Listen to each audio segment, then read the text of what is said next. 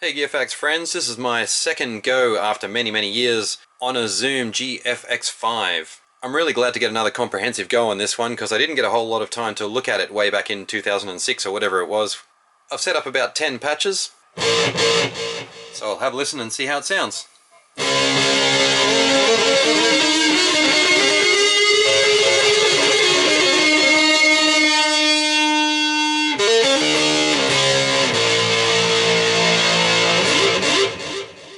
So we can quickly assign the pedal to other parameters, so I'll just give you a listen to the wah, bearing in mind that I've only got two hands.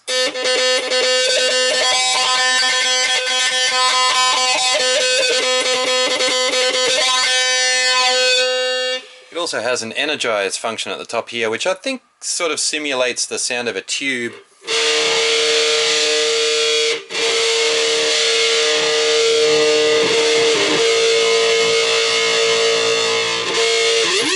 Certainly adds a bit more bass and depth to the sound. Let's take that wah off again. Just turn this into a volume pedal.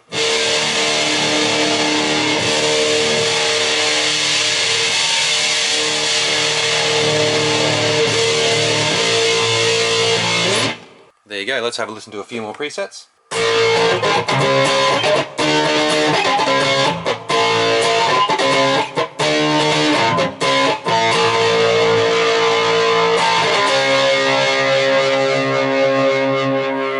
Very quick access to your basic controls.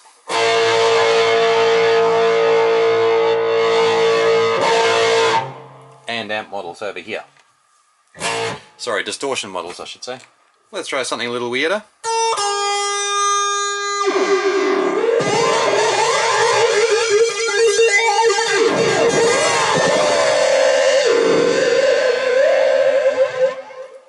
As always, Zoom does give us some nice fun modulation effects. Not particularly useful, but good fun to play around with.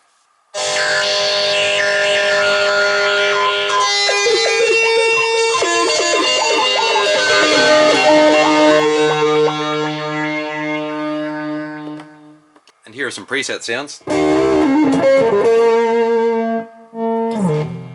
which give you an idea of why this pedal wouldn't make a particularly good impression when you first switch it on.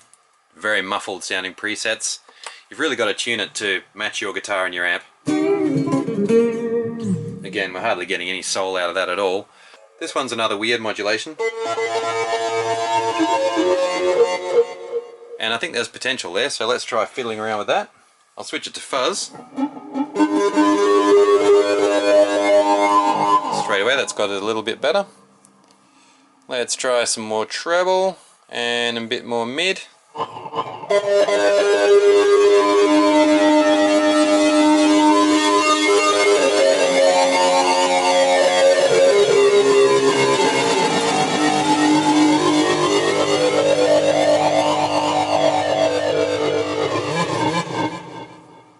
Alright, so just after a few really quick adjustments there, we've taken that from a muddy but slightly interesting patch to something that's getting brighter and more interesting.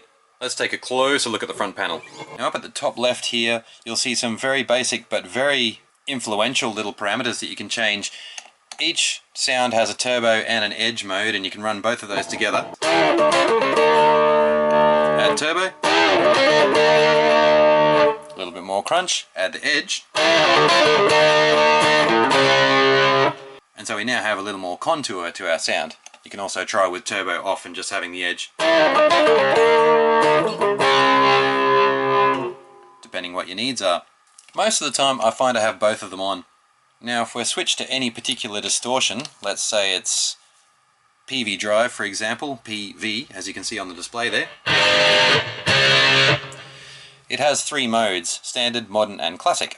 Classic mode, standard,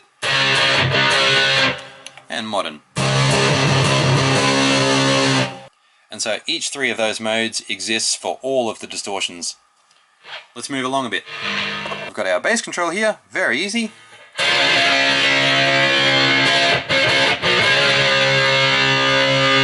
Middle.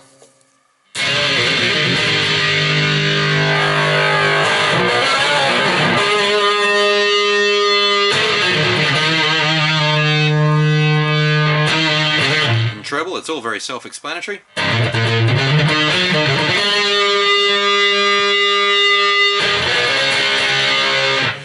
presence control. Simply sounds like your ear is closer to the amp the more you turn it up.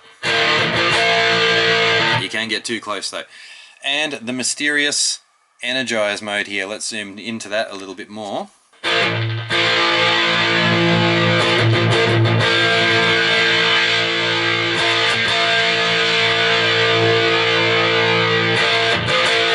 I find about 3/4 works most of the time. On this view you can also see the assign button here, which refers to the expression pedal you can just see on the side. Pressing that assign will just take you down that column. So here's wah.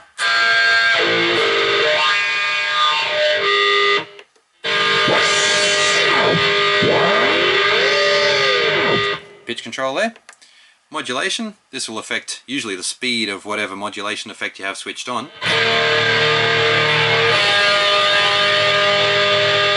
Or in this case the intensity of chorus. Gain control, this is really handy if you're starting off your song nice and soft. You can go into your chorus and add a whole lot of distortion nice and smoothly. I'm just going to try this with one hand.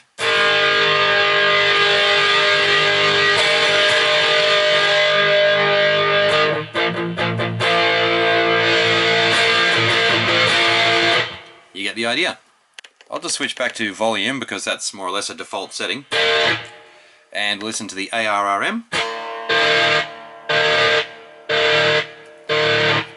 ARRM is a kind of a pitch sequencer that Zoom developed for its multi-track recorders, but it's built in here mainly as a fun effect which can travel your sound all over the place using pitch and volume as its sequencing parameters. And it is synchronized to tempo, which can be set by tapping this button.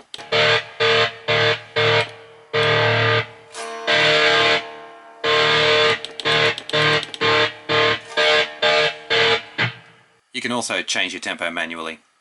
Rhythm section.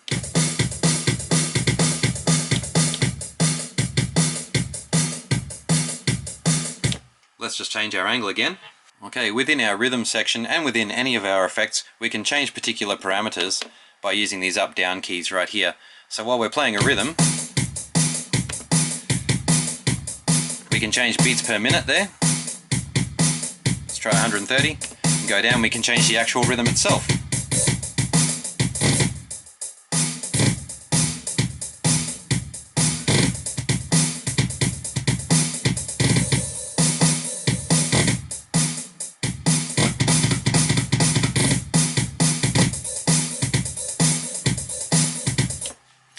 I think there are about 50 rhythms, and they do play a little bit of a fill on every 4th bar, so that's a handy feature.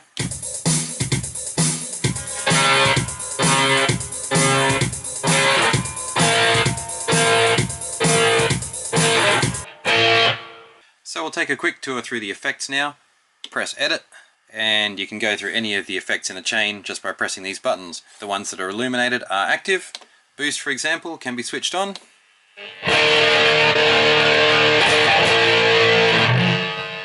Two quite straightforward levels of boost. That does tend to introduce a fair bit of noise to your signal, so use it carefully.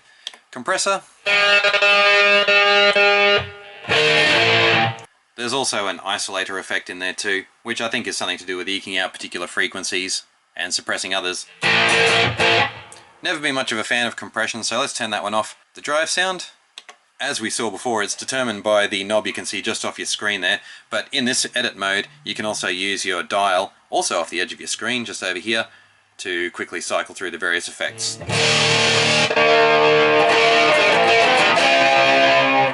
And by using our up-down buttons here, we've got individual parameters. Equalizer is next, available through quick access up here where it says equalizer, but there are a few more parameters that you can adjust in the menu system. The zoom noise reduction, excellent zoom noise reduction, always very useful, with strengths 1 through to 8. Cabinet simulations.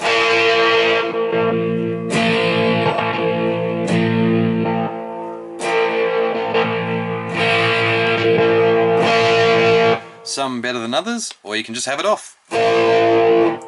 Whatever you prefer. Let's leave that one on. Modulation effects. This is always a fun part, of course. So we've got chorus at the moment, and by pressing the down button in our menu we can change all the parameters of chorus. But while chorus is on the screen, we can use our rotary dial again to change through all the other modulation effects that are available.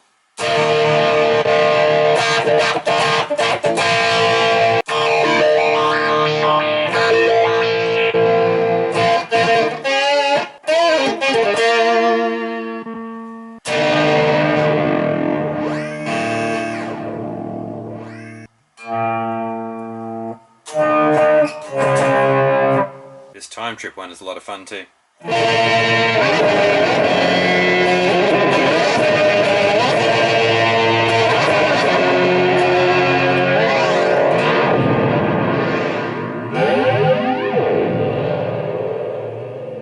And then we've got reverb. A lot of crossover between delays and reverbs here. In this case it's delay plus hall, room delay, hall on its own, room on its own, and various other things to choose from.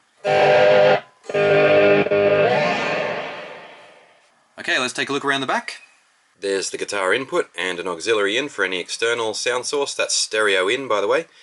Left and right outs for your PA system there, headphone socket, a level control that's separate to all the other dials. I really like this. It's nice to be able to set the level quickly on an effects unit without having to go through the menu system. And it's also good that this volume knob is out of the way, quite rigid to turn, and therefore very unlikely to be bumped or moved accidentally.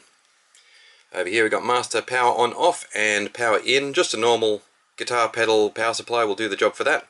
And one of these little anchors here to wind the cable of your adapter around, again in case it gets kicked or moved suddenly. No damage will be caused to the adapter socket. Zoom GFX5.